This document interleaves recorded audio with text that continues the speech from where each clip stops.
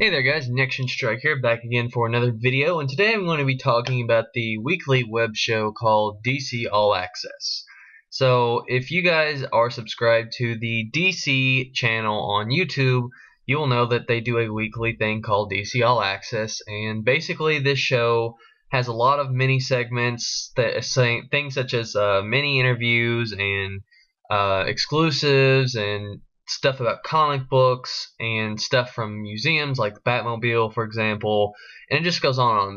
It's a variety show basically, and while there's a lot of good, I do have just a little bit of constructive criticism. I'd like to give my 2 cents on it because I think it's a pretty well done web series because the interweb, the social media, it's a great way to reach people because that's the big thing now, and I'm glad that DC decided to see that and be like, hey, we need to do this because they already do online comic books where you can buy them online and read them that way as opposed to buying physical copies, because a lot of people are down for that now. I personally like physical copies and I'll always get the physical, so that's just me, but you got to cater to those people. I don't know if Marvel has that sort of weekly web series thing going on in their camp. I don't think so, but they might.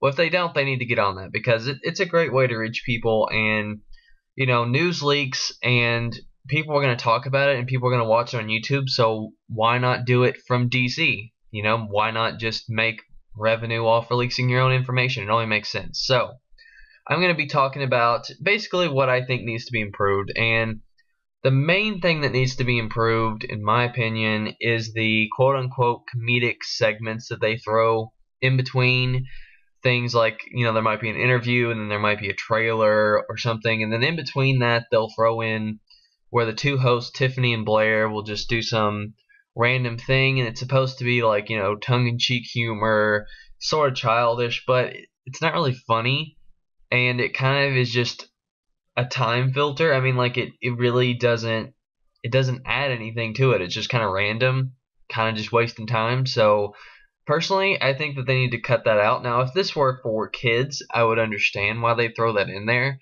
but it's not for kids. I mean, there's cursing in it, so clearly they're not trying to reach the kids. They're trying to reach pretty much everybody, I would say.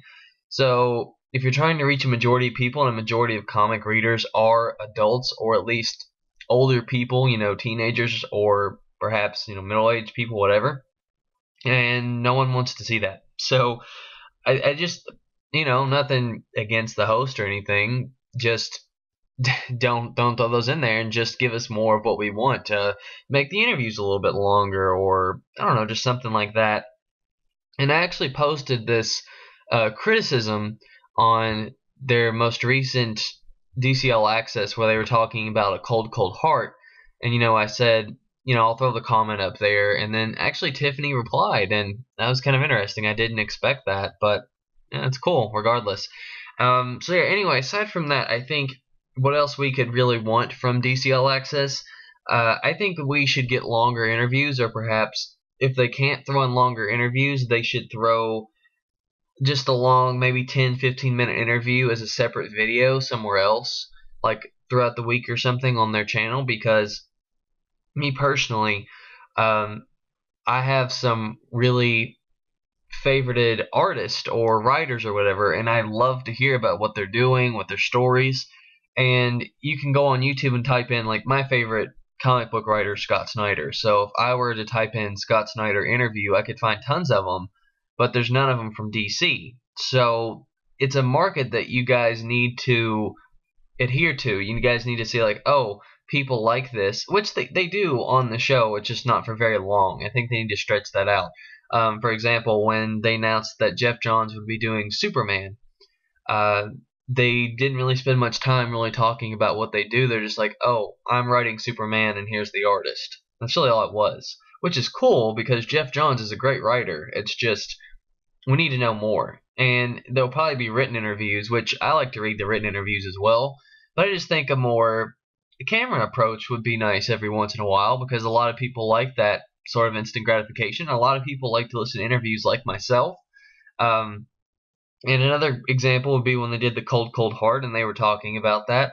they didn't spend a lot of time on it. Now, I don't know if that's because they don't want to release a lot of information, but I find it interesting, and I think that if you guys would just stretch that out, I think people would like it a lot more. And aside from that, that's really all I can honestly think of. I mean, you guys do a lot of cool stuff. You do giveaways, you do, I don't know, just a lot of cool stuff. I really like it. So just keep that up. You guys are doing a great job. Just take out the comedic stuff. Maybe give some more emphasis on interviews because everyone loves interviews and a lot of people like comic books. So clearly, the ones that are getting a lot of buzz need interviews because people like them. So that's just me. Also, maybe a little documentary here and there. I know you guys did the one for the villains month, villains year, whatever, and that was an interesting one. But maybe just shorter ones. Like they should probably do one on Batman this year since it is his 75th. So you guys could release that as a DVD, or if you didn't want to do that, just release it as a YouTube video. And yeah, I think that'd just be really cool. I like interviews and I like documentaries on my favorite characters because there's usually a lot going on. Because DC characters have a lot psychologically as well as emotionally, physically going on, and there's a lot of different interpretations. So it's always cool to hear that kind of stuff. Yeah. Anyway, that's all I really had personally. If you guys would like to add to it, please feel free to in the comments below. I'm sure they'd love to hear your criticism, and if this actually gets popular enough to where they see it, it'd be cool. And yeah, that's really all I had for now. Thumbs up if you like, subscribe if you like, and I will catch you guys later.